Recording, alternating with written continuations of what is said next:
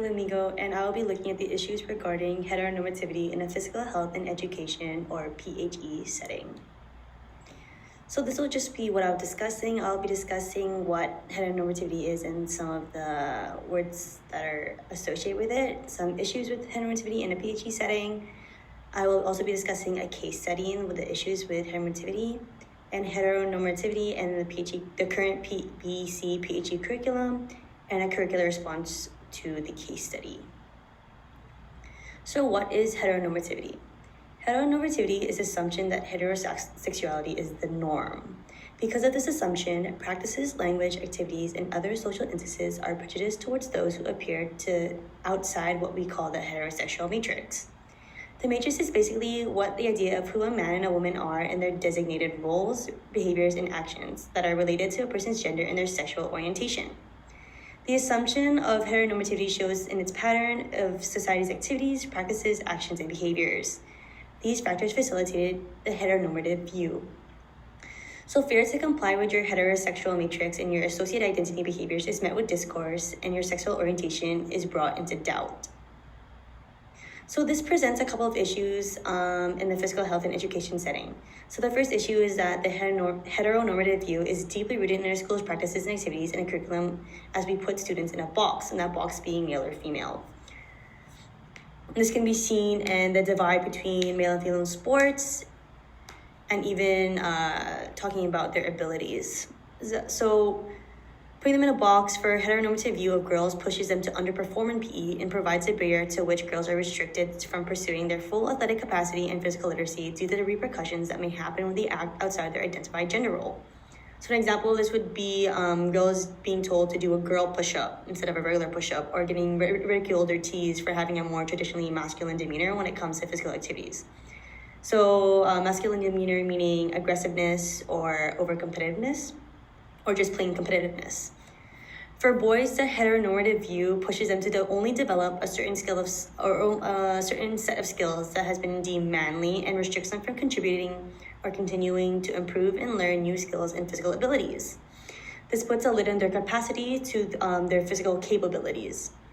So an example of this would be the inclusion of encouragement for boys to try or enter traditional, more feminine physical activities, which would be seen as like dance, ballet, or gymnastics, or like synchronized swimming, things like that. In an article by Larson et al., they talk about some of the repercussions that can happen when students act outside their matrix and their assumptions of them that I will also address in the case study.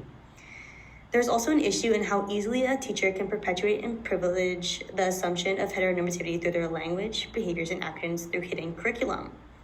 This can be simply by always referring to partners, relationship-wise, like by husband and wife, boyfriend, girlfriend, or mom and dad, and so forth. So this gives the idea that the norm of the classroom or the culture of the classroom is that a boy goes with a girl and a man goes with a woman, and simply not any other way. Another example of how a teacher can enforce the heteronormativity in a classroom is asking for a boy to help with tasks that are strength-related. So asking boys to come help put away the chairs and not asking the girls. And a way that they can enforce heteronormativity with girls is asking them to take on tasks that are more subdued, so more had to do with like intelligence or responsibility, so paperwork, desk work, or like writing on the board, handing things out, things like that. Just in my personal experience, I've seen that when a teacher leaves a room, majority of the time, they always ask a girl to be in charge, as girls just seem to be more mature, more responsible than men. However, curiously, in contrast, in sports, girls aren't given that position of leadership or responsibility, rather it's their male counterpart that are chosen. Heteronormativity is also seen as an issue because it hinders students' motivation, choice, and expression of themselves as they are put into these gender and sexual orientation roles and encouraged to conform to these rigid gender roles. The social repercussions of expressing behaviors outside this heterosexual matrix are prevalent, as acting outside the matrix is seen as abnormal, which can affect social behaviors with peers and even your own identity. So just as Casey, I'll read it out loud, is Jay is a 13-year-old boy who just entered high school. He's a gifted ballet dancer and has been dancing since he was 6. Growing up, he's always had a slim body and effeminate features and behaviors. Upon entering high school, some of his classmates found out that he does ballet. For a while, he was teased for having a girl hobby, and he was asked if he wears tutus and pink frilly slippers as being teased. So one day during the dance unit in physical education class, the girls in his class saw him dancing and they were amazed. They thought it was cool how graceful Jay was while dancing and that he wasn't shy. Jay was happy that he wasn't being teased about his passion anymore and made quick friends with the girls, but he didn't show an interest in a relationship with any of them. After that, Jay started being called fruity or gay by the guys in his class. The boys in his class avoided him to avoid catching the gay germ and bullied him by saying that the girls only liked him just because Jay liked them. Because of the bullying, Jay doesn't want to continue dance despite it being his passion. As a last resort, Jay goes to the PE teacher and tries to tell him what's going on, but the teacher says that he should just man up and enjoy that the girls are paying attention to him. So the issue here is that Jay's effeminate features in history and dance, which has been traditionally seen in girls who are in a heteronormative view, his sexuality is put into question. As Jay expresses behaviors outside his identified sex, his sexual orientation is doubted as he acts outside the matrix. Jay's appearance and features and his friends being girls coupled with his interest in dancing is seen as unfamiliar to the boys in his class. According to Larson, a status maker such as a heterosexual alibi can dissuade the label of being effeminate in sports or being seen as a proof, as they say in the article, but in this case, Jay does not possess a heterosexual alibi and therefore, again, is seen as abnormal. Because of this, he's bullied by his classmates for acting and expressing his behaviors, and it affects his social relationships with his classmates. Queer theory suggests that rather than focusing on the unfamiliarity of Jay's physical activities and actions, that we should focus on encouraging others to look beyond the framework of socially constructed gender barriers and challenge the different factors that work to put genders into assigned social boxes. Larson et al. Also looks into the feeling of appropriateness of movement according to students and surmises that even when they're talking about like partners in dance, they always refer to a boy and girl, and they even associate the act of asking someone to be their partner as romantic and not just as a physical activity. In Jay's case, because of the perceived lack of interest in girls and feminine aspects, Jay is seen as gay and not as romantic and said to the girls. So in the current BC PHE curriculum for grade 8, heteronormativity is, or even addressing heteronormativity is not explicitly mentioned. While it does mention the influence of others on one's identity and changing of their identity and the managing of expressions and changes in puberty in relation to like relationships and intimacy in adolescence and puberty, they don't mention anything about the teaching the effect of heteronormativity in curriculum. The formal curriculum for the BC Ministry of Education in a PHE grade 8 setting only looks at addressing and talking about strategies and factors that can stem from having a heteronormative curriculum and environment, but they don't address changing it or discussing into combating heteronormativity in the curriculum.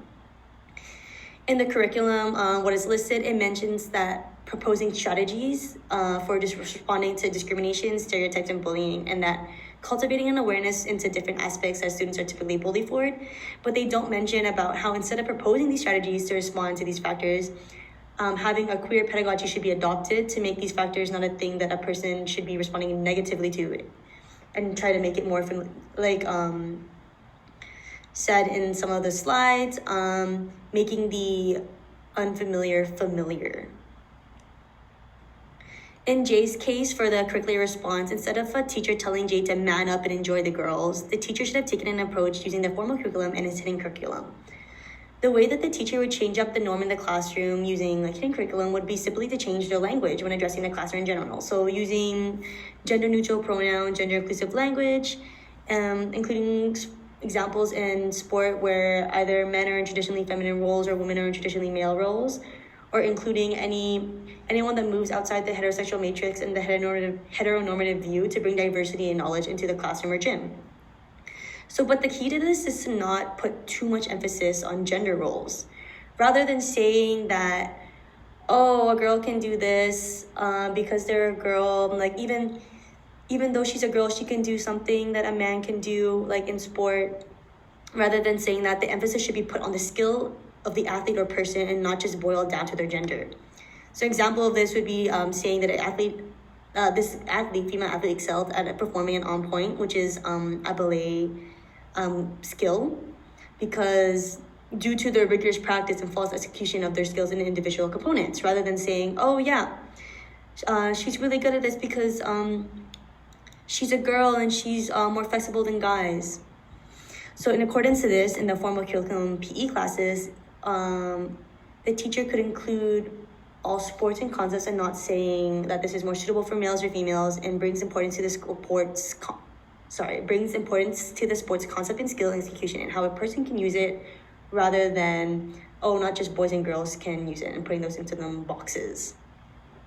This includes partner-based activities to be open to all the partners rather than just having like a male and female partner roles. So allowing students to explore and learn both parts can also help improve their physical literacy and skill, and then challenge that heteronormative view.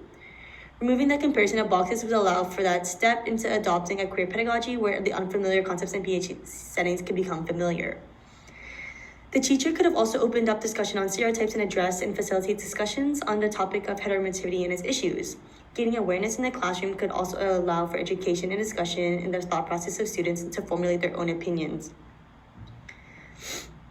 So in conclusion, changes to the formal curriculum where different concepts of sports and skills are explored without emphasis putting on gender. Top curriculum where the teacher should remove the divide between Jay and his classmates and separate by skill instead of gender. And the hidden curriculum where the teacher should change his language and actions and behaviors to be more gender neutral and less stereotypical. So he could remove the unsaid culture and heteronormativity in his classroom and norm. Also having the teacher educate himself on what heteronormativity is and these stereotypes that can affect a child's psyche and their social and mental relationships. So to conclude my presentation on the issues in heteronormativity in the PHE setting, hopefully this was helpful in understanding how issues of heteronormativity can affect a student's life in a PHE setting. And hopefully that this can open up some discussions on how these stereotypes and normativity and being able to get students to explain their thoughts and their thought processes and their topics and formulate their own opinions on how we can combat or challenge heteronormativity in the classroom or a PHE setting. Thank you for listening.